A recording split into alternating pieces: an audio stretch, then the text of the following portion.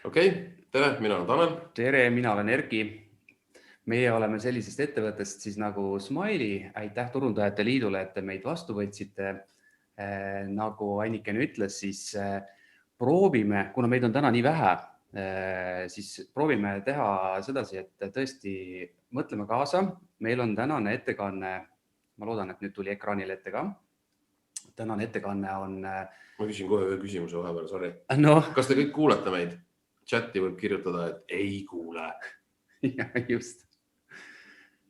Tänane ettekanne on selline natukene seinast seina, kuna Anniken ütles, et meil on erinevad, siis ütleme niimoodi, oskusteabega kuulajaid. Natukene räägime tehnilisemat juttu, natukene räägime üldisemat juttu. Eesmärk on üks, kuidas disainida üks töötav uudiskiri ja töötav selles mõttes, et nii tehniliselt on kõik okei, kui ka sisuliselt on kõik okei, et sellega oleks võimalik võita kuldmunasid, seda ma muidugi ei tea, aga kuskil midagi katki ei oleks, et see jõuaks hästi kohale ja inimesed reageeriksid ka. Ja me saame seda teha väga hästi teiega koostöös, kuigi keegi chati hetkel ei kirjutanud, et kas te üldse kuulete meid, siis te võiksite endast ikkagi märku anda, et kas need asjad, millest me parasjagu räägime, on, Kaarel kuuleb vähemalt, on okei, kas on mingisuguseid märkuseid, kuidas teil endal kogemus on, kui me räägime näiteks mis iganes disainist või sisust või pealkirjadest, kui te olete näinud turul mingisuguseid lahedaid uudiskirju, mida tehakse, võib-olla oskate tuua häid näiteid, saamegi hästi võib-olla üks-ühele nagu põrgatada, sest et täna on aega nii palju, et me jõuame vajadusel kõikidega rääkida ja just, hakkame veerema. Ja selles mõttes veel, et kui keegi tahab vastu vaielda, siis nagu täiesti vabalt võib nagu vastu ka vaielda. Mina küsin ühe küsimuse ära jälle, ma loodan, et keegi äkki midagi kirjutab. Peale Kaarli. Kui palju siin praegu meie kuulajatest on agentuuridest disainereid, kes konkreetselt ka disainivad nagu uudiskirju? Just. Okei, ühtegi vastust. Hakkame siis edasi rääkima. Ühesõnaga, paari sõnaga Smiley'st. Me oleme siis kohalik tarkvarateenus, kaldkriips, tehniline agentuur, partner disainiagentuuridele ja oma võtmeklientidele, kes siis aitab ka kaasa mõelda. Smiley'l on 20 000 kasutajat üle Eesti ja maailma, enamus küll kahjuks veel Eestist, aga me püüame murda välja siit.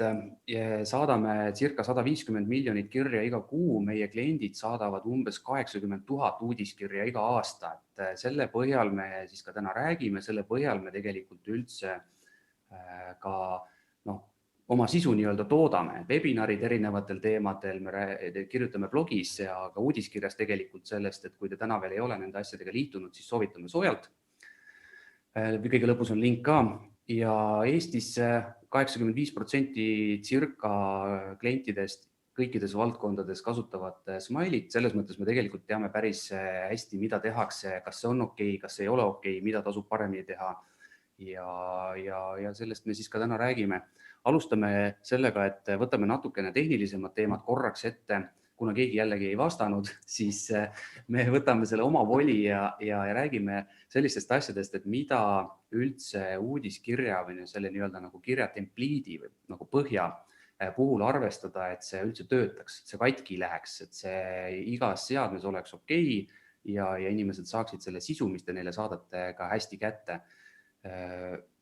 Ja alustame kirja põhja laiuse ja pikkusega, ehk siis nii-öelda dimensioonidega. Just, ehk see oli see, miks ma küsisin alguses tegelikult, et kas meil on siin ka mõni nagu disainer, kes võtab kätte ja joonistab nagu ilusad pilte, aga teisest küljest võib-olla ka ütleme nendele turundusjuhtidele, või turundusinimestele, kes tegelikult nagu ise seda asja teevad ilma disainerite abita, on see, et mõningad sellised nagu kuldreeglid, ei ole küll rusikareegel nagu paika pandud, et nii peab olema, aga nii võiks olla. Ehk siis, kui kindlasti olete lugenud seda, et kirjapõhja laius tänapäeval on ju kõik võimalikud nagu võimalused ja miks ma ei võiks seda teha, siis tegelikult mingisugust, ma ei tea, 900 või 1000 pikslit nagu laia. Sest et CVI ütleb, et niimoodi on disainis ette nähtud. No jah, okei. Aga miks see klassikaline 600 kuni 640 pikslit tegelikult laius on ikkagi see, et kui me vaatame seda ilmselt kuskil üle 50% inimestest kasutab Gmaili. Jah, meie statistikas isegi kuni 60%. Just, on see tegelikult, et arvestades seda, et mis see keskmine ekraan inimestel on ja disainerid ja agentuurid välja arvatud. kasutavad mingisuguseid nihukeseid ekraane, siis need on sellised 15-tollised tavalise HD resolutsiooniga ja kui sa siis võtad oma Gmaili postkasti lahti, siis tegelikult on sul seal külje peal veel mingisugust kraami ja teisel pool külje peal veel mingisugust kraami, siis see 640 on tegelikult see maks, mida sa nagu näed. Ma olen näinud siin ise näiteks Outlookis see, et mul on seal mingi eelvaade, siis mul on kalender, siis mul on mingid taskid ja lõppkokkuvõttes näeb mu nagu kiri seal vahel välja, nagu ta oleks juba mobiiltelefonis. Et jah, ja kui te tahate veel oma kirjale ilusat mingisugust nagu sellele body-osale, niinimetatud body-osale, ehk siis kus teil tekst ja pildid on sinna väljapoole mingisugust nagu värvi panna või mingit taustapilti, siis tegelikkuses on nagu see, et Gmail enam pärast 640 pikslit seda nagu kuskil välja ei näita, et ehk siis nii palju ongi, kui palju sa näed. Teine asi on siis nagu pikkus. Siin on ka selles mõttes mingisugused estimatiivsed numbrid, ehk siis kui sa mõtled, et hästi hea oleks uudiskirja lugeda siis, kui ta mahuks sulle ühe korraga nagu ekraani peale ära, mis ta on mingisugune 1000 pikslit, siis nagu kõrge, ütleme, kui sa vaatad teda kuskil veebi vaates, muidu sul on ikkagi jälle kuskil päises mingisugust asja, et 1500 kuni 2000 pikslit põhimõtteliselt jõuad sa selle nagu ühe kerge scrolliga nagu ära vaadata ja alati muidugi peab mõtlema selle peale, et aga teine 50% inimest vaatavad seda mobiiltelefonis ja kui ma olen selle juba kilomeetri pikkuseks teinud, siis arvestada seda, et telefonis on ta nüüd 2 kilomeetri pikkune ja keegi väga enam nagu ei viitsi seda scrollida, et mis seal kõige viimases uudises või kõige viimane toode on. Ja kolmandaks nagu tehniliseks asjaks on siin juures see maht, ehk siis kui te panete sinna hiiglama palju blokke, hästi palju pilte, loomulikult nagu pildid ei tule kaasa, aga see teeb ikkagi lõppkokkuvõttes HTML-i natukene nagu raskemaks ja 100 kuni 102 kilobaiti, need on hästi tehnilised numbrid, on just see number, kus siis Gmail võtab kätte ja teeb plõks. Ja siis ole hea ja vajuta siia, et sa tahaksid oma nagu emaili täies pikkuses näha. No just. Pildid. Eesmärk on tagada, et uudiskiri laetakse kiiresti, nagu ikka, kuigi meil on siin Eestis on igas metsanurgas on wifi ja 7G levib ka nagu teisele üle piiri, siis siiski on olukordi, kus ka tegelikult ju Google näiteks arvestab täna juba seda, et mida nagu kiiremini sul sisu avaneb, veebisait või siis tegelikult ka see nagu pildid alla laetakse sellest kirjast, seda tehniliselt korrektsem see on ja seda kõrgema prioriteedi see saab. Ehk siis piltide laius, elementaarne tuleks lähtuda kirjapõhja laiusest. Alati on sul võimalik tegelikult kuskile platvormiga kätte võtta ja laadida üles mingisugune 3000 korda, 4000 pikslit ja 300 resolutsiooniga. Muideks, siin on jällegi üks tehniline piirang. Outlook näiteks ei näita mitte ühtegi pilti, mis on suurem kui oli vist 1500 pikslit. Ja, et ta lihtsalt näitab selle asemel punast ristikest. No ja mahu poolest maksimaalselt megabait, see on selline nii-öelda nagu söödav, see on sekundi paari jooksul alla laetav, et üle selle ei ole mõtet mingid nii-öelda trükifaile kirja sisse panna. Kuigi arusaadav, ekraanide resolutsioonid on erinevad ja väga ilus on ju, kui on pildid ikkagi teravad, siis enamus meilitarkvarasid, sealhulgas ka Smiley oskab õnneks seda pilti ise nagu nii-öelda lõigata, et kvaliteet väga nagu ei tohiks sellest kannatada ja mahuliselt on see okei. See on tegelikult vist ainult see retina ekraanide nagu teema, et tegelikult minu arust vist muidu see veebistandard on tegelikult kas 72 või 96 pikslit. Tolli kohta. Just. Ja muidugi GIF-id, ehk siis, et anda natukene nagu nii-öelda vunki juurde, oma piltidele saab kasutada animeeritud pilte ehk siis GIF-e. muidu väga ideaalne asi videotasemel või anda natukene tõesti mingit sellist nagu lahedat fun'i sinna, siis ainukene, kust tuleks võib-olla arvestada GIF-i piirangutega on, kui te saadate business to business kirju ja neid avatakse peamiselt näiteks Outlook'ides, siis Outlook'is see ei tööta. Outlook'is tuleks lahendada see niimoodi, et esimeses kaadris on näiteks kogu see info ette antud või see nii-öelda põhi nagu pilt olemas, no ja siis hakkab alles animatsioon peale, et siis Outlook'is on ikkagi nagu näha.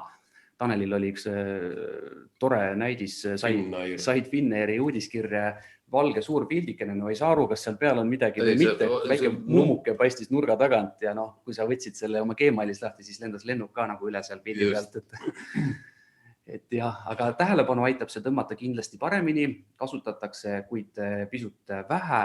Jah, mina olen selles mõttes nagu vaadanud, et ma olen vist 4 või 5 kliendiga kes kasutavad teda võib-olla selles mõttes suhteliselt nagu korrapäraselt, aga tegelikult kasutatakse ikkagi teda nagu üpris vähe, et seda võib rohkem kasutada, aga selle puhul on alati vaja nagu jälle vaadata seda, et kohe valmis teha õige mõõduga, laiuse koha pealt õige mõõduga, et ta ei oleks mitte mingisugune 10 megane nagu GIF ja siis ootad, et esimene kaader, mingid tähed ilmuvad. Et selline tehniline nüanss, et kuna teda kasutatakse meil suhteliselt vähe, välismaal hästi palju, ma vaatasin siin Netflixi oma näiteks, siis kui nad oma Stranger Thingsiga välja tuli, kuidas nagu mingi teaseri värk käib, selles mõttes tekitab kohe selle huvi, et loomulikult võtke ja mõelge selle peale, kas või mingisuguste call to actionitena, ma ei tea muidugi, kui äge on mingi punane nupp, mis kisab, osta nüüd ja pöial käib ka. No nii nagu vanasti oli kodulehekülje peal pöörlev pealuu näiteks või midagi sellist või mail to. Et seda tehakse tegelikult meil ikkagi päris vähe, nii et prooviga ka. Ja, aga jällegi, miks me räägime nagu sellistest kuidagi nagu tundub elementaarsetest asjadest on sellepärast, et vaadake seda nimekirja siin ekraani peal, kui palju on erinevaid meilitarkvarasid. Ja kahjuks on selle meili puhul nii, kes veel ei tea, et see tehnoloogia on umbes sellest ajast, kui esimesed meiliprogrammid tekkisid, ehk siis nüüd iga 5 aasta tagant ütled jälle 5 aastat nagu varasema ja nüüd 20 aastat tagasi ja seal on väga palju tehnilisi piiranguid ja on väga palju asju keeratud kinni ja arvestades seda, et tuleb kaitsta oma kasutajate privaatsust, pildid ei ole sellepärast automaatselt alla laetud, skriptid on keelatud ja nii edasi. Kõikides tarkvarades on need piirangud erinevad ja siis on ka nagu sellised nii-öelda mingisugused rusikareeglid, millest me täna räägime, mis igal juhul töötavad. Ja disainerite lemmik teema on, et miks ma seda fonti kasutada ei saa, kui meil ju disain seda ette näeb. Ja mul on nagu jumala konkreetselt CVI's kirjas, et see peab olema nagu see kalligraafiline font ja mis mõttes me nüüd ei saa seda kasutada. No just, see on minu ettevõtte tegevjuhi käekirja järgi tehtud. Just, aga tegelikkuses on nagu see, et sellised hästi lihtsalt öeldud lollikindlad fondid, mis töötavad absoluutselt igal pool, on siin ka välja töödud, Arial, Helvetica, Verdana, Georgia ja Times New Roman. Ehk siis need on põhimõtteliselt ükskõik, mis nagu arvuti sa endale saanud, on sul nagu sinna ette installitud ja sellisel juhul võtab nagu ükskõik milline nagu brauser või su meilitarkvara tegelikult selle fondi sealt ja kuvab sulle siis nagu kohe seda ilusti. Sul ei teki nagu seda probleemi, et sul oleks seal panen mingi fancy fondi, mul näitab Ariali, sul näitab... Mul näitab midagi muud siis. Sul näitab midagi muud, ja kolmandal vennal näitab üldse mitte midagi, mingid kuubikuid alles selle asemel. Et need fondid on justkui nagu sellised, mille peale saab olla kindel, et see, mida sina enda ekraanil näed enne väljasaatmist, on üsna nagu sarnane ka sellele, mis sinu nagu uudiskirja lugeja lõpuks siis enda ekraanil näeb. Kui ma kasutan seal mingisugust väga fancy fonti, mille ma olen veebist tõmmanud, siis tema näeb ikka Arialis seda, kõik need ülejäänud, kes selle kirja saavad, et selles mõttes saab kasutada mingitel juhtudel ka veebifonte, vaatame kohe, kes neid toetavad, tegelikult praktiliselt mitte keegi, enamus on Apple'i seadmed, aga ülejäänutes siis hea oleks vähemalt nagu selle fondi defineerimisel kasutada mingit nii-öelda nagu fallbacki, et kui seda nagu enda veebifonti või spetsfonti ei ole, et siis on nagu komaga eraldatud seal järgmised need alternatiivid eelmiselt slaidilt, need Arialid ja Verdanad ja muud taolised asjad. et jah, pigem nagu mitte riskida selles mõttes nagu sellega, et iga mehel näeb su uudiskiri postkastis nagu erinev paraku välja. Just. Okei, veel natuke tehnilist juttu, kõikvõimalikud nagu erilahendused, väga äge on tegelikult selline, räägitakse nagu tulevikuhitt on see niinimetatud AMP, ehk siis, kus sa saad nagu uudiskirja sellest otse osta, teha. Oota, sa mõtled AMP, mida saab kasutada täna ainult Booking.com ja mingid 3 umbes firmat veel maailmas? No just sellepärast, et Google vaatab sellele nagu väga radikaalselt nagu otsa, et kas ta annab sulle selle võimaluse, et sina kui meiliturunduse tarkvara saad üldse neid asju kasutada või ei saa, et jah, eks see ole näha selles mõttes, et kuhu see nagu areneb. Interaktiivsed vormid tegelikult oleks ühiga lahe, kui ma saaksin meilist kohe täita nagu oma vormi ära ja plõks. Mõningad teenused, kus juures tegelikult nagu pakuvad seda, aga seal on ka jälle see teema, et interaktiivsed vormid, need eeldavad tegelikult mingisuguse skripti olemasolu, mis teeb siis mingisuguse postituse kuskile pihta ja siis täpselt nagu Erki ennem ütles just, et kuskil on midagi kinni keeratud, ehk siis turvalisuse poole pealt suurema osa meiliprogrammidest loevad kõikvõimalikke skripte kohe mingisuguseks nagu ohuks ja killivad need sealt liiga lihtsalt minema. Nii et lihtsam on võib-olla nagu teha seda, et kui te teete küsitlusi, mis iganes tahate vorme täita, suunake oma uudiskirjast kuskile nagu välisesse vormi ja te võite olla siis nagu 100% kindel, et see alati nagu töötab. Enne Erki rääkis liikuvatest piltidest ja siis GIF-idest, nüüd me räägime videotest. Meil küsitakse tegelikult, ma pakun välja, et kuskil 4-5 korda nagu nädalas seda, et kuule, panen siin nagu video sisse ja siis saadan endale meili ja miks ma seal mitte midagi ei näe. Siin on täpselt see sama teema, et lisatud video otse nagu meili töötab paraku ainult ühes postkastis ja see on siis Apple Maili, iOS Mailis, ehk siis mitte ükski teine meilitarkvara, ehk siis sinu postkast paraku ei mängi otse videot. Ja selle asemel on mõistlik kasutada näiteks seda sama GIF-i või panna nii-öelda eelvaate pilt ja play nupp sinna peale ja see linkida video peale, mis on ka väga okei lahendus.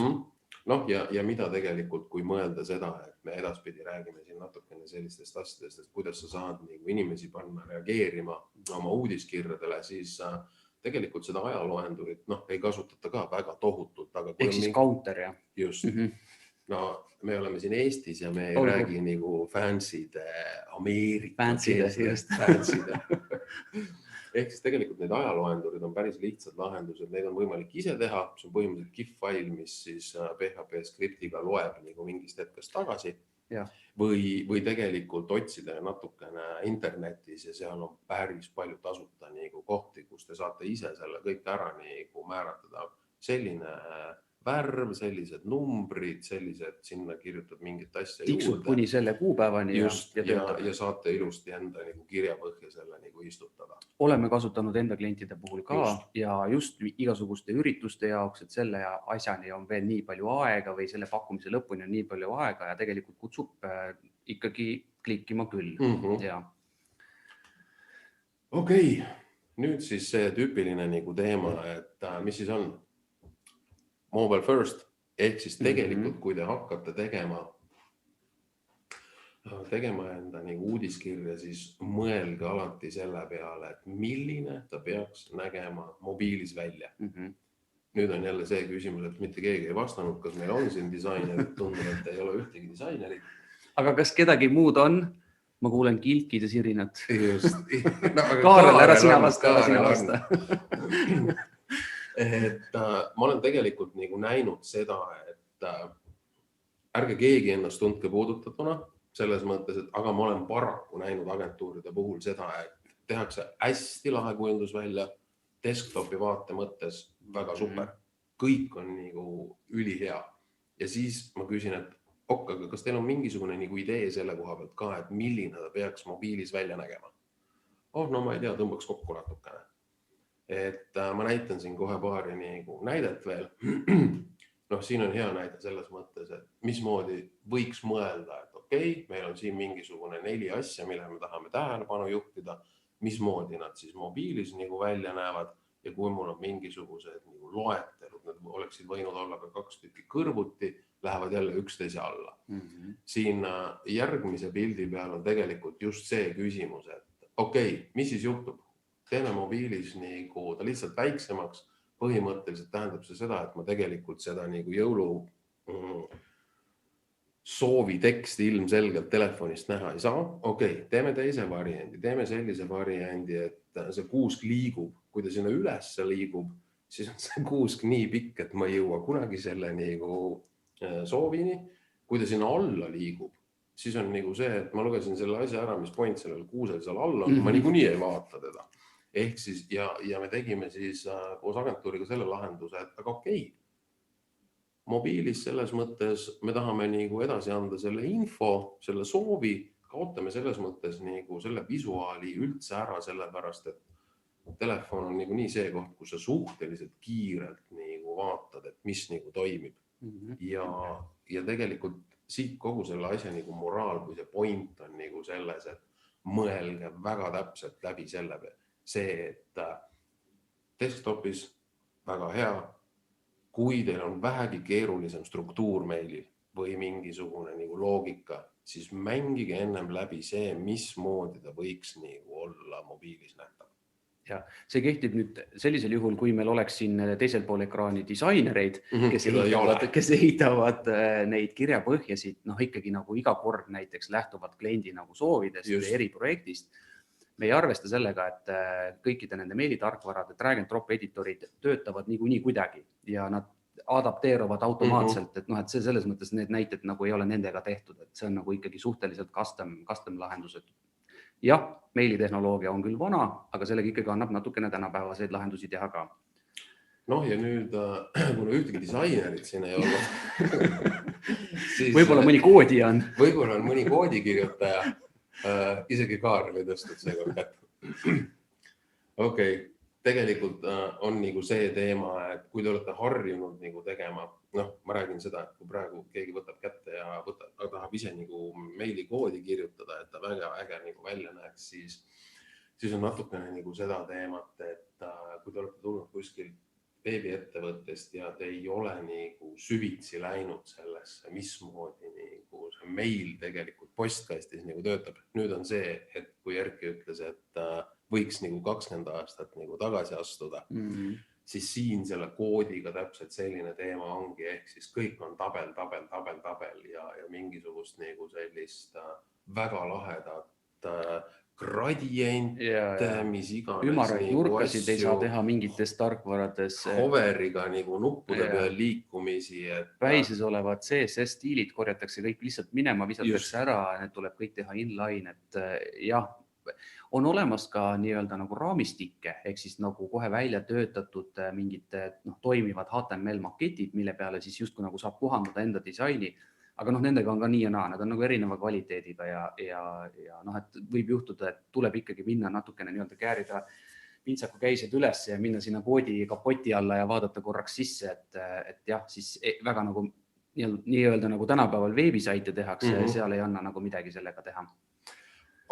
Ja sellega sai siis meie see nagu tehniline jutt sai läbi. Nüüd, näed, 7 tükki on kuulamas ühel pool Hanna Ratassepp. Kellest on disainerid. Nüüd on teis nagu disainerid välja ilmunud. Okei, disainerid, kas teil on midagi vastu vaielda sellele jutule, mis me oleme rääkinud? Ja vaielge vastu, kui soovite või vaikigi igaveseks. Just. Aga ma lähen samal ajal sujuvalt edasi nüüd natukene sisulisema jutu juurde, mis on siis ideaalse e-kirja ülesehitus siis nagu sisu poole pealt ja nagu, kui me võtame nagu kontseptuaalselt, siis üks see uudiskiri, me ütleme tinglikult uudiskiri, see on põhimõtteliselt üks e-kiri, mis jõuab kellegi postkasti, mis iganes see nagu sisu siis seal on, koosneb 2 osast ja esimene osa, see üleminekulots on see, mis kutsub seda kirja avama. Et mul võib olla kui vingelt disainitud HTML ja ilusad pildid ja tohutult tead pakkumised seal sees, kui mul on ikkagi subjekt on juuli uudiskiri, siis keegi ei loe seda kirja mitte kunagi. Ei, aga selles mõttes, et võib-olla ma detsembri uudiskirja ikkagi loen. Võib-olla, kui sul on detsembris on juuli uudiskiri, siis ma vaatan, mis värk on, et aga ühesõnaga esimene pool on see nii-öelda sisseviskaja, mis kutsub avama. Räägime korraks need elemendid läbi ja alles siis saab hakata tööle sisu ja kokku moodustab see terviku, selles mõttes, et ei saa olla siga ja kägu, et pealkiri räägib ühest, aga sisu räägib hoopis millestki muust. Kuigi ka seda on tehtud, siis koos peab see toimima ikkagi ühe tervikuna ja kui me suudame nagu need kõik erinevad komponendid panna omavahel hästi toimima, siis see ongi ideaalne e-kiri. Just. Alustame pealkirjast väga lihtne. Pealkiri on siis see nii-öelda kirja subjekt. Tehniliselt soovituslik on, et pealkiri võiks olla vahemikus 10–40 tähemärki, kindlasti mitte rohkem kui selline 100-ish tähemärki. 130,5. Sest erinevad testid näitavad, meil on kõik need väited, mida me siin esitame, nende kohta on olemas ka igal slaidil allikad, hiljem saadetakse loodetavasti see info järgi, et aga erinevad testid näitavad, et selline 10–40 tähemärki on parajalt pikk. Seda on võimalik kohe ühe nii-öelda pilguga haarata. See annab kohe selle sisu edasi, kui mul on võimalik seda nii lühidalt öelda. See on selline kuskil mingi, ma ei tea, 4–7 sõna, midagi taolist. Ja see nii-öelda konverteerub kõige nagu tõenäolisemalt.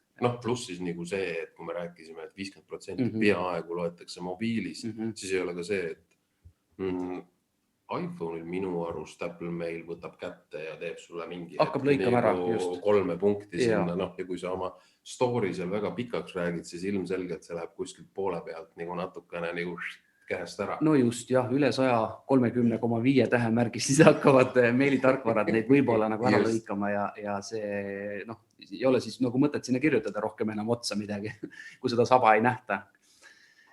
Sisulise poole pealt soovitused ei tohiks kasutada liiga palju hüüumärke, ei tohiks panna suuri tähti, see on karjumine, ei tohiks panna liiga palju numbreid, näiteks 100%. Kõik 1000% soodsam, maksame teile peale.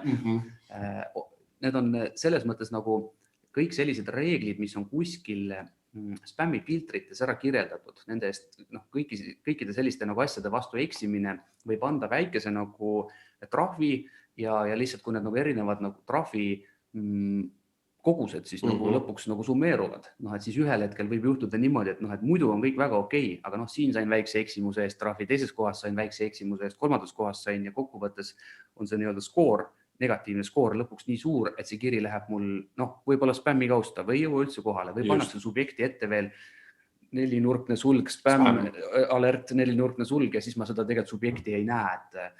Või siis mõtlen, et ongi spämm ja viskan ta kohe. Viskan kohe minema. Muidugi spämm-maiguliste sõnade kasutamist tasub vältida. Viagrat ilmselt ei paku keegi meie kuulajatest täna siin, aga ütleme Gmailid ja teised eestikeelsete sõnade puhul täna veel ei saa nii hästi aru, kui mul on ikka kõik tasuta ja ainult nüüd viimane pakkumine. Aga kui arvestada seda, et meil tehakse tegelikult seda, et seil ja mis iganes nagu sõnad on ka tegelikult kampaaniates nagu sees, siis ilmselgelt on Google'i algoritmid juba nii targaks läinud, et nad suudavad sealt ka 1,2 välja nokkida. Pealkiri peaks olema selles mõttes nagu mõtestatud, et ta peaks minema sisuga kokku. See ongi nüüd see nagu kõige olulisem koht, et kui ma kirjutan autorehvidest, siis peaks pealkirjas olema ka ikkagi midagi öeldud autorehvide kohta, mitte juuli uudiskiri. Või kui ma ütlen pealkirjas laekumine kontole ja mul seal kirjas raha ei ole, siis on lugeja kuri, et miks ei laekunud päriselt midagi kontole. Pealkirjas saab kasutada loovust. Kõige paremini avama kutsuvad pealkirjad on sellised, mis jätavad õhku näiteks mingi küsimuse, et kuule, mis sa tegid eile kell 12.00, ma nägin sind. Okei, liiga pikk, see ei mahu ära. Või siis ütlevad midagi ootamatut. See, mis ma just ütlesin, kehtib ka selle eelmise. Aga selle ootamatu teemaga on muidugi see ka, et sellega ei või see sama Erki näide, et laekumine kontole tegelikult ei ole. Et loomulikult tahaks ju hullult loovat seda asja teha. Aga meiliga on paraku see, et nagu Erki ka mainis, et sul võiks mingisugune arusaam tulla tegelikult sellest, et mida sa seal nagu kirjas nägema hakkad. Selles mõttes, et kui ta ongi nagu siga ja kägu, siis ilmselgelt on nagu see, et kui ma nagu sea läbi loen ja käo lahti teen, siis võib-olla käo lõpus vajutan unsubscribe, kuna need ei olnud ikka kuidagi omavahel seotud. Ja me jõuame kohe personaliseerimise juurde. Personaliseerimine on kõige parem viis, kuidas saada ideaalselt toimiv pealkiri, aga sellest räägime siis paari slaidi pärast.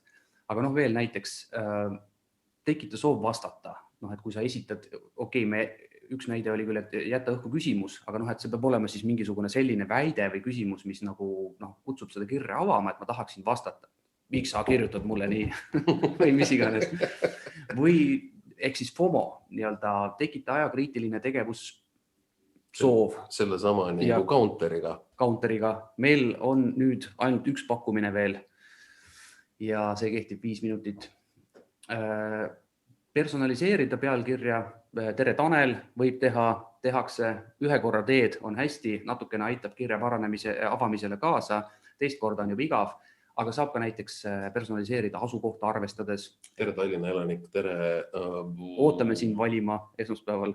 Just, või hea Metsaküla, see meil siin kõrval avati nagu uus väike pood. Selles mõttes, miks mitte? See toimib nagu inimesele sellepärast, et nad vaatavad, et tegelikult keegi on ikkagi natukene mõelnud selle peale. No just, selles mõttes, et kui me nüüd räägime nagu nii-öelda ausalt, siis miks me neid kirju loeme? See on ju nagu aja raiskamine. Selles mõttes, et ma lähen, võtan oma postkasti lahti, vaatan 26 lugemata kirja ja ma avan ainult neid, mis mind kõnetavad. Kui see nagu tundub, et pakub mulle mingisugust väärtust, siis ma olen valmis vastu andma sellele mingit, investeerima oma nagu aega tähelepanu näol, ma avan selle kirja ja loodan, et siis see pealkirjas mind kõnetanud asi on olemas ka sisus ja ma saan selle väärtuse sealt. Et jah, pealkiri töötab paremini, kui see on personaliseeritud, kuidagi moodi minu jaoks. Pikk lause. Personaliseerida saaks ka näiteks ostuajaloo põhjal, kui ma ostan mingit teatud tüüpi kaupasid või helistan mingit teatud brändi. Olen mees või naine. Eelmine kord ostsid sa diivani. Toho. Kas sa ostaksid? Midagi veel. Kuram see kõlab kuidagi creepilt tegelikult. Või siis näiteks selle järgi, mida ma olen e-poes vaadanud, aga ei ole ostnud. Võib-olla jätsin ostukorvi pooleli. See toote nimetus panna sinna. Meil on sulle hea pakkumine televiisoritele. Roosadele kummikutele. Ja ma käisin roosasid kummikud vaatamas küll. Sügis on ikkagi käes. Või seadmete põhjal kas või mida kasutati kirja avamiseks. Et kui me rääkisime business to business kasutab Outlooki, enamus eraisikuid kasutab Gmaili /, see loeb kirju mobiilist, siis ma saan tegelikult selle info oma meilitarkvarast kätte ja ma saan vastavalt sellele võib-olla juba kuidagi moodi nagu läheneda paremini. Telekomid saavad saata Androidi meestele Androidi uudiseid või mingite Androidi telefone ja Apple'i meestele Apple'i telefoni, naisi diskrimineerimata. Aga ühesõnaga kokkuvõte on see, et personaliseeritud teemarea puhul avatakse circa veerandi võrra rohkem neid kirju, kui ei ole personaliseeritud. Ja emotikonid on ka üks osa personaliseeringust või kuidas nagu seda... Tegelikult annab personaalset touch ja ta annab seda emotsiooni ka veel nagu juurde. Just. Et jah, jälle Eestis neid eriti ei kasutata, proovige, sama hea nagu saata kiri tere Tanel, alguses ilmselt toimib päris hästi, väga pikalt... Pärast 10. korda enam ei toimi.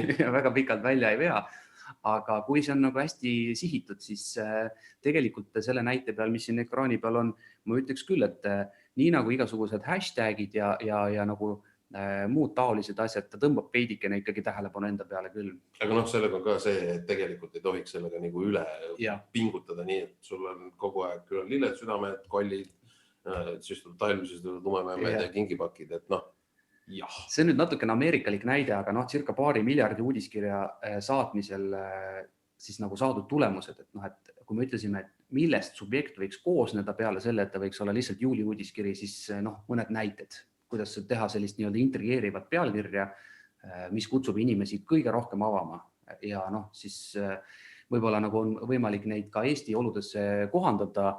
Samas, kui teil on vaja ikkagi saata üsna eriliigilisi kirju jällegi siin slaidi aluses on allikas, sumo.com pakub sellist tasuta tööriista, seal on ikka mitmeid kümneid erinevaid olukordasid, kui te korraldate üritust või saadate mingisugust sisu, näiteks uudiseid või videosid või mis iganes muid tootekirju, siis kuidas koostada hästi toimiv subjekt ja lähtuvalt siis sellest samast topist, mis eelmise slaidi peal oli, annab see on soovituse. mingi sadu neid põhimõtteliselt saate ise nagu kombineerida ja proovida, et kuidas see loogika nagu toimida võiks. Täitsa asjalik asi. No ja nüüd koos pealkirjaga on mõnedes meilitarkvarades, tegelikult peaaegu kõikides, mõnedes üksikutes see ei tööta, aga on võimalik siis ära kasutada ka selline asi nagu eeltekst, mida kuvatakse pealkirja kõrval või selle all, siis selle nagu nii-öelda täiendusena, kui eelteksti ei ole lisatud, siis on tavaliselt näha see, et kirja pealkiri ja kui sa seda kirja ei näe, siis kliki siia. Ja, et selle asemel võib olla vabalt eeltekst, mis siis on väike tekstirida, millega saab anda natukene lisainfot juurde. Kui pealkiri korraks kõnetas, silm läheb ju kuidagi automaatselt edasi, ma saan nagu ikkagi nagu kohe pisut nagu ikkagi rohkem aimu, mis seal kirjas oli öeldud. Ja selle puhul kehtivad üsna sarnased soovitused, 40–140 tähemärki. Näed sa, see võib 10 tähemärki pikem olla. Võib olla tõesti, ja näed, 0,5. Ja efektiivse teemarea ja eelteksti kombinatsiooni saamiseks tuleks siis mõelda, et mis on see nagu idee, mida tahate saavutada, et jube lahe oleks, kui nad kuidagi veel nagu koos töötaksid. Et üks nagu ütleb pool lauset ja teine ütleb ülejäänud pool, et see võib nagu päris hästi töötada. Jällegi uuringud näitavad, et see natukene aitab avamise määra kasvatada, aitab natukene vähendada rämpspostiga seotud kaebuseid ja siin on mõned näited siis selle kohta. Just, et väga hästi on ära seotud see sama nagu FOMO, missing out, ehk siis RSVP Today on siis nagu see eeltekstiga öeldud, et mine ja tee nagu kohe oma registreerumine ära või et võida 30%, aga su kupong läheb nagu pühapäeval juba, laupäeval juba nagu vanaks ja tee seda nüüd kohe. Täpselt. Ja nüüd sama tähtis, kui isegi mitte kõige tähtsam element selle esimese poole juures on siis saatja nimi, kes see mulle kirjutab. Kui see on ikkagi anonüümne pelletifirma OÜ, kes mulle spämmi saadab, siis ma ju saan sellest kohe aru, sellepärast, et ma näen, et see on jälle see mingi pelletikeskus, kes kirjutab mulle. Aga kui vanaema kirjutab ja mulle oma kassipilte saadab, siis ei ole üldse vahet, kui ägeda subjekti ta on mulle välja töötanud. Ma avan selle kirja niikuinii. Vaatan praegu postlastis, et mulle on kirjutanud Post Office. Ja lugupeetud kasusaaja. Just, ja rahvusvaheline IMF on mulle saatnud rämedalt pappi. Väga hea, sa võid vist ära siis minna. Ma räägin edasi. Aga öeldakse, et edukas saatja nimi on usaldusväärne, kas siis nagu usaldusväärne ettevõte, usaldusväärne persoon või nende kombo. Kergesti äratuntav ja järjepidev, et iga kord asendada seda nime ei tasu. Ja nagu just sai öeldud, siis jah, kas saatja nimi ongi näiteks Tanel Rand. Kui Tanel Rand kirjutab teile kõikidele kirja ja te millegi pärast Tanel Randa ei tunne, siis te vaatate, et kes see Tanel Rand selline on. Ilmselt samasugune nagu see Post Office. Siis tasub panna sinna juurde võib-olla Tanel Smiley'st või lihtsalt Smiley kirjutab, Smiley turundusosakond, turundusuudised. Et selle nii-öelda nime ja ettevõtte nime kombinatsioon, kui seda kasutada nagu siis niimoodi, et see on äratuntav. Selles mõttes, et jah, kui võtta kõik võimalike brände, siis ilmselgelt nagu Coca-Cola, Nike, mis iganes, Disney, Netflix, kui sa näed seda saatja nime, jah, ma tean, see on nagu see asi. Kui meile Disney kirjutaks, siis see oleks küll spämm. Jah, suure tõenäoliselt. Aga USAs, jah. Aga kui Erki from Disney mulle kirjutaks, siis võib-olla ma teeks esimene kord lahti, vaataks, et mida ta ilmselt sa kaotad oma raha lihtsalt. Jah, seda küll, aga vähemalt see tekitab minus nagu selle turvatunde. Ei peaks. Sa peaksid tegema ühe internetitesti nagu interneti turvalisuse osas, Tanel, ma soovitan. Okei. Siin ongi selles mõttes need näited, et kuidas siis siduda inimese nime ja seda ettevõtte nime. Just. Mina saadan meie uudiskirja sinu nupu vajutamise vahendusel Erki Smiley'st. Ja on usaldusväärne küll, ma ütleks. Ja vastuse ehk siis reply to address. Meil on siin üks ainuke soovitus. Ära kasuta no reply aadressi, sest et noh, esiteks, kui ma ikkagi tahan vastata ja see kohale ei jõua, siis mulle jääb mulje, et sa ei hooli minust. Sina ei saa väärtuslikku tagasisidet, sest minu vastus jääb saatmata ja seetõttu võib ka tehniliselt natukene kahjustada oma saatmise või domeeni reputatsiooni, et ka ei jõua bounce'id võib-olla kohale, jääb teadmata, et mingisugused aadressid tuleks listist ära puhastada ja nii edasi, et no reply tehakse suurte ettevõtete puhul vabanduseks see, et meie klienditeenindus ei jõua nende vastustega tegeleda.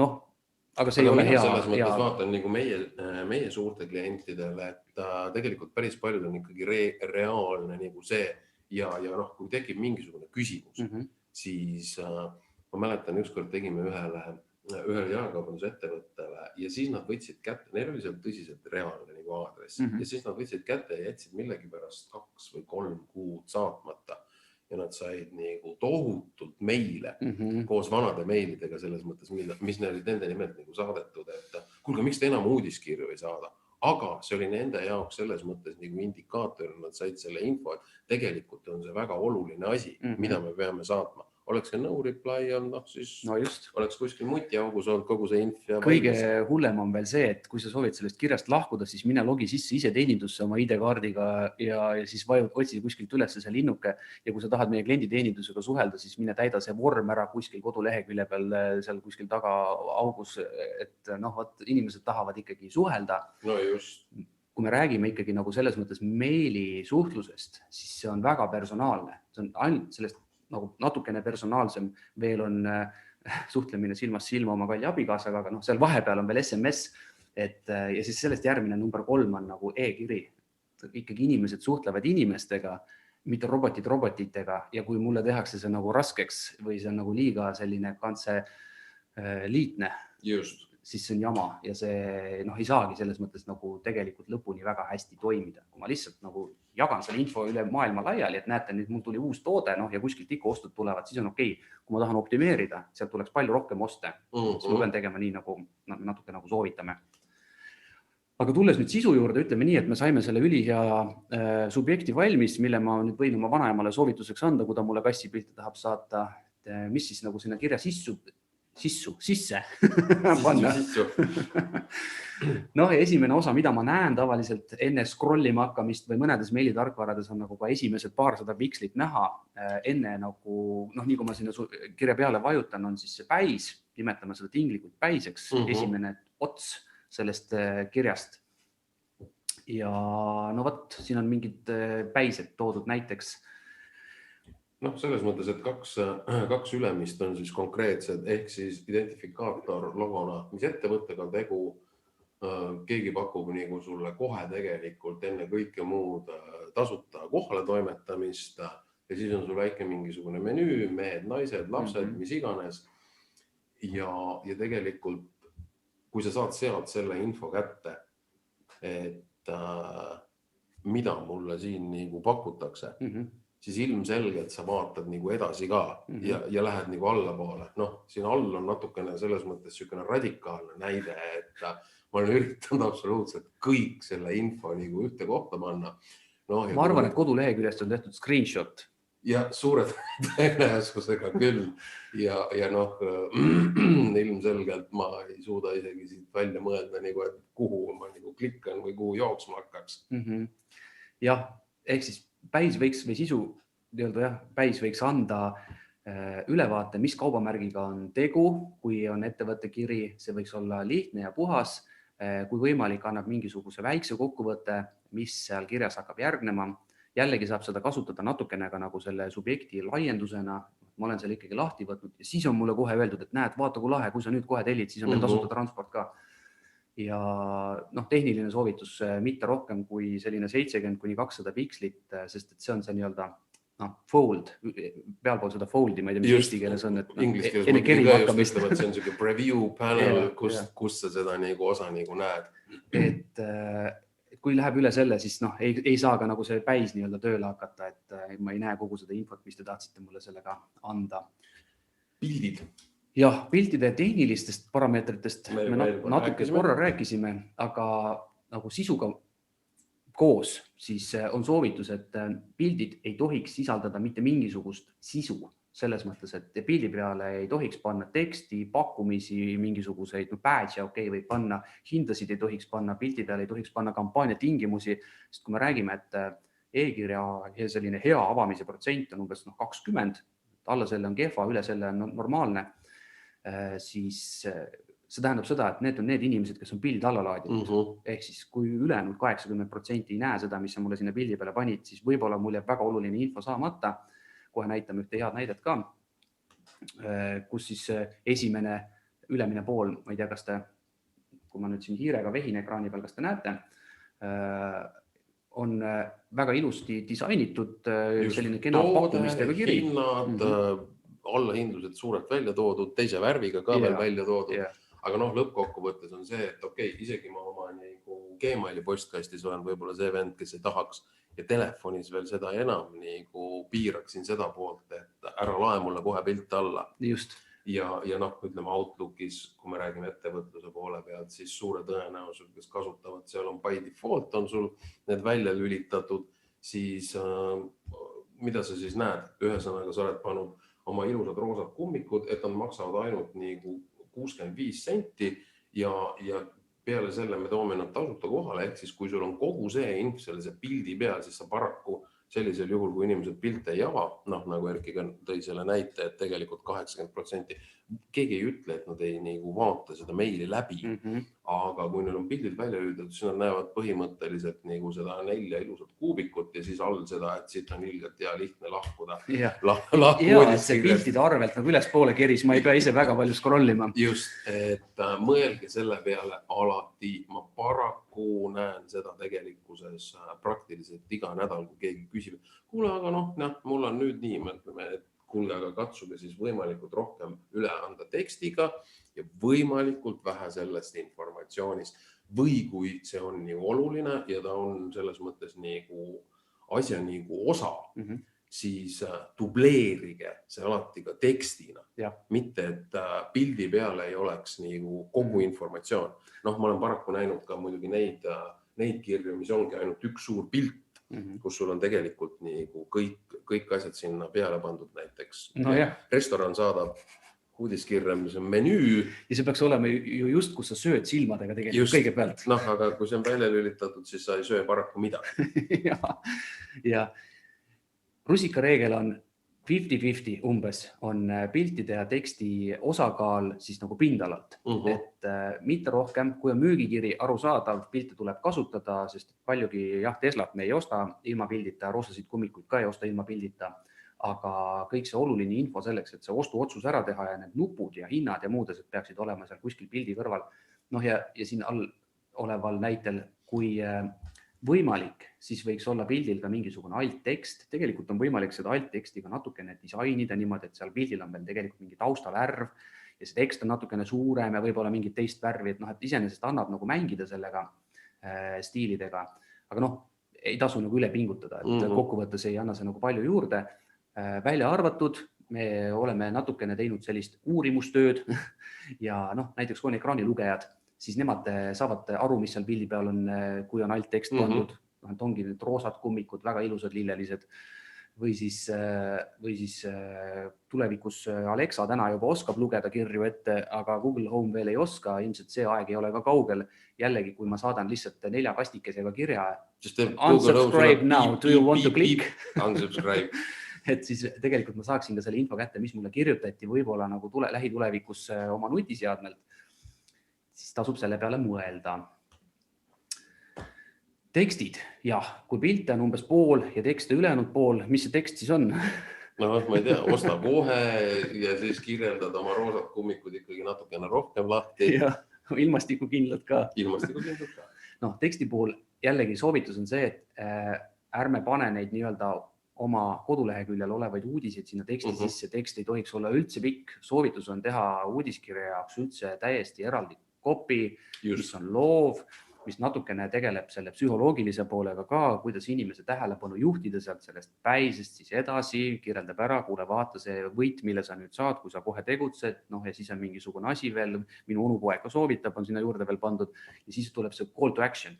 Kohe jõuame call to actionini ka, aga tekst on siis nagu see soovituslikult üks sõnum per üks kiri, ei tohi pikaks minna, ei tohi lohisema minna, kui on vaja rohkem öelda, tuleks segmenteerida, anda baasi, saata erinevaid kirju pigem erineva sisuga.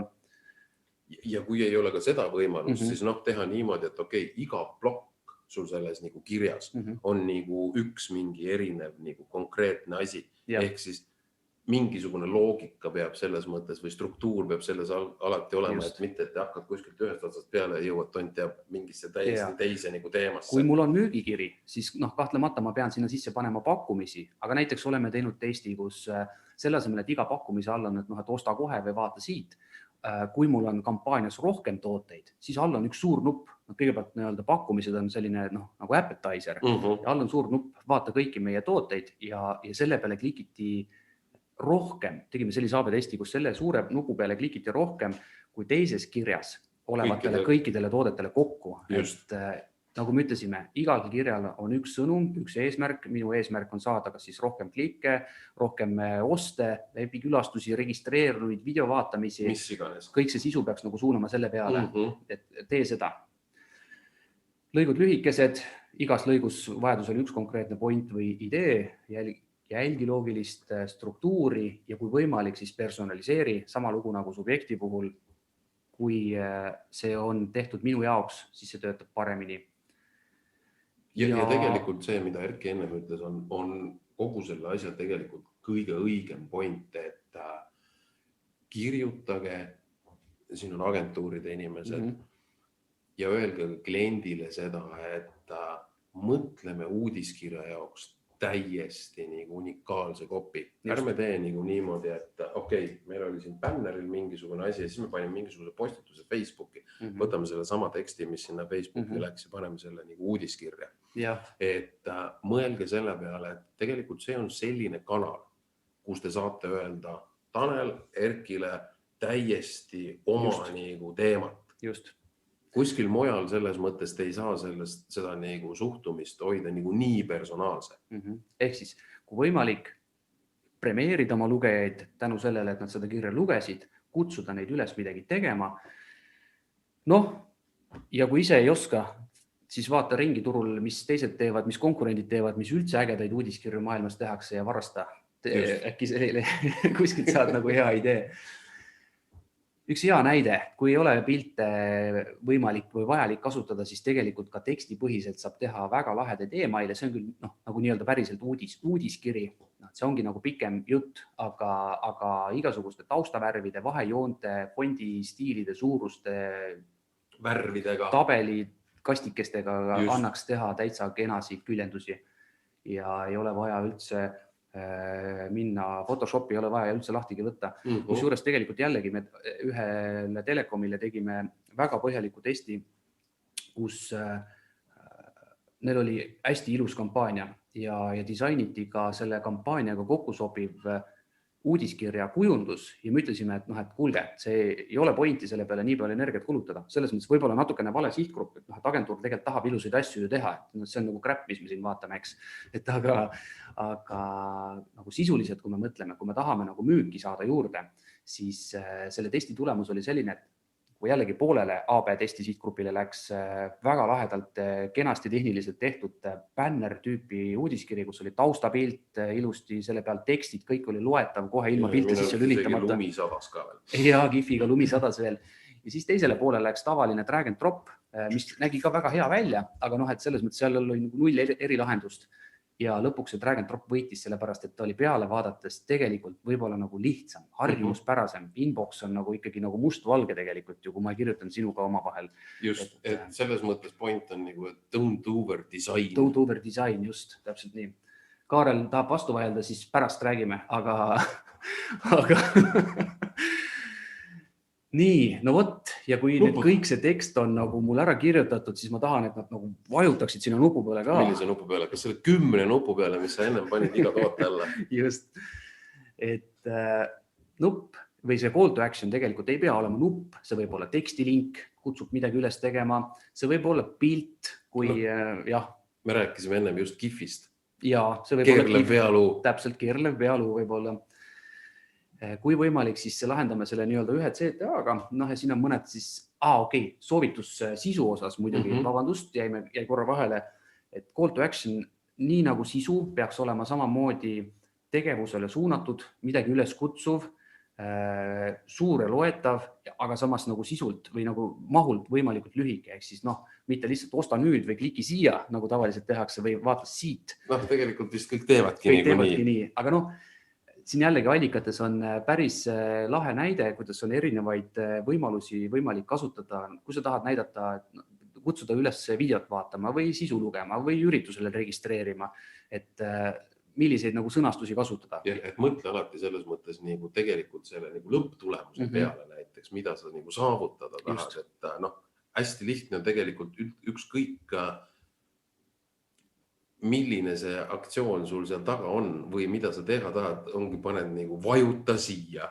Selles mõttes, et sa võid sellega ostma, sa võid sellega videot vaatama, sa võid sellega registreerida, mida iganes ja ka kogu aeg kasutad oma ühte ja sama vajuta siia. Just.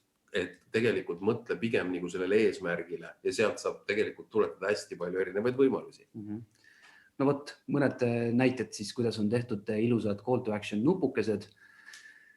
Üks sõnum, üks sisu, väike pildikene juurde pandud ja all on nupp stay clean. See paremas veerus kõige ülemine kastikene, see peaks olema päris hästi nähtav küll, get it before the weekend. Just. Selle all on näide, kuidas mitte kasutada seda kliki siia, vaid kui on tekstilink, siis kuhu see siia on, kus see mind lõpuks viib, soovituslik panna. Või kui on alternatiivne call to action, siis üks on ikkagi nagu rohkem nähtav ja teine on nagu vähem nähtav. See, mida ma tahan, et rohkem tehakse, see on nagu rohkem nähtav siis. Ehk siis point on see, et hoia oma nagu call to actioneid seal kirjas nii vähe kui võimalik. Selles mõttes, et mitte niimoodi, et sul ongi nagu 100 osta siit. Aga need on nüüd muidugi kõik müüginäited. Kui me, paljud ju ei saada võib-olla ainult müügikirjasid, võib-olla me saadame ka infokirjasid, teavitusi, uudiseid, mis iganes muid brändinguga seotud kirjasid, kus ma ei kutsu ostma, vaid ma saadan sulle lihtsalt ilusaid riidepilte, siis üleskutse ikkagi võiks olla igas kirjas sees, kui vähegi võimalik. Kui me rääkisime siin Gmailist näiteks Eestis, on circa 60% inimesi avab juba Gmailis, mujal maailmas natukene vähem, siis igasugused Gmailid ja ka Microsofti need Outlooki või Hotmailid jälgivad sinu lugejate käitumist. Ehk siis selles mõttes, et ka nagu see action võib olla engagement selles mõttes, et seda kirja on lihtsalt loetud, on klikitud. Sellele kirjale ma kutsusin üles vastama ja vastati. See kiri läks pakkumiste kausta, aga ma ütlesin, et kuule, et oleme sõbrad, tõsta mind sinna primary inboxi. Kõik sellised nagu üleskutsed või saada see sõbrale edasi on ka nii-öelda call to action'id ja näitavad siis nendele tohutu suurtele postkastiteenuse pakkujatele, et sinu kiri on oluline ja seda nagu siis ka käideldakse edaspidi kõrgema prioriteediga, et ei pea olema ainult nupule klikk see call to action. No ja viimane osa siis sellest tohutu pikast ja lohisevast uudiskirjast on jalus. Ja jaluses, mis seal võiks olla? Unsubscribe, seaduse järgi peab olema, aga ka lihtsalt kontaktinfo. Hea näide oli see sama, et logi sisse siia, siis sa näed kontaktinfot, seda ei tasu teha. Igasugused muud üldised lingid, mida tavaliselt kasutatakse. Klienditugi, posti aadress, põhimõtteliselt sa võid tegelikult ka üles ehitada kirja nagu vastupidi niimoodi, et tegelikult sul on logo jaluses ja sa üleval hakkad hoopis võib-olla mingisuguse nagu story'ga kohe pihta. No täpselt, just. Paar head näidet, väga ilusti, kenasti disainitud jalused jälle, kõik olulised infod on olemas, samas on piisavalt nagu siis tagasihoidlik, et ei konkureeri selle nagu kirja endaga, ei konkureeri selle sõnumiga, et nagu need 4 kastik, kes seal olid ja siis on väga vinged jalus, kus ma saan nagu opt-out teha. Aga social proof on siia näiteks pandud või kui sul on mingid äpid, siis nende allalaadimised, et jalus on selline hea koht, kuhu tavaliselt keritakse siis, kui ma ei leia kirjast üles seda, mida ma otsisin. Okei. Jah, meie tundaega on täis. Kokkuvõtteks nii palju, et me jagasime selle kirja siis tinglikult 2. Esimene pool ehk siis saatja ja pealkiri panevad selle avama. Sellega peab hästi palju vaeva nägema. Kui see on saavutatud, siis hakkab tööle alles sisu, aga pealkiri ja sisu ei tohi erineda, see võib vastupidi tekitada pettumust. Muidugi, kui sa kirjutad juuli uudiskiri ja seal sees on lumelabidad. Just. No juulikuus lumi on maas ikkagi. Lühikesed ja personaalsed kirjad töötavad paremini, sest et need kõnetavad täpsemalt. Üks pidi see, et ta nagu töötab paremini ja kõnetab täpsemalt ja teistpidi, kui minna tagasi sinna algusesse, kus me rääkisime nagu tehnilisest poolest, ehk siis on see, et sa suudad teda paremini hoomata ja sa ei tee telefonis nagu seda liigutust nagu kogu aeg. Ja nendel on ka selles mõttes nagu lihtne leida üles see tegevus, millele uudiskirja saatja soovis, et ma nagu läheneksin. Klikkisin call to action, tegin mis iganes, helistasin. Ära kujunda üle. Hea kujundus on muidugi väärt, aga üle kujundada ei ole mõtet. Saab teha ka lihtsaid kujundusi, mis toimivad sisuliselt väga hästi. Testi, AB testi sõbra peal ja õpi kogemusest, vaata turu peal ringi, küsi nõu, küsi meie käest, küsi mõne teise laheda agentuuri käest, kellel on lahedad uudiskirjad. Kui te teate mõnda, võite veel kirjutada kiiresti chati, aga ilmselt ei kirjuta. Mitte keegi ei kirjuta. Põhimõtteliselt mitte keegi ei kirjuta. Vähemalt nagu Hanna oli julge ja kirjutas aina. Ehk siis, kui teil on mingisuguseid küsige veel. Kui teil on mingid küsimusi, siis on praegu see aeg ja meie poolt on muidu kõik. Liituge meie uudiskirjaga, me saadame neid sammu asju, teavitame oma järgimistest webinaridest erinevatel teemadel ja lisaks ka teeme podcasti, kus me räägime kiirelt igasugustest e-maili-turunduse nippidest, mida iga päev tavaliselt on iga kord niisugune 8-9 nippi ühes konkreetsest teemast. Just. Aga aitäh!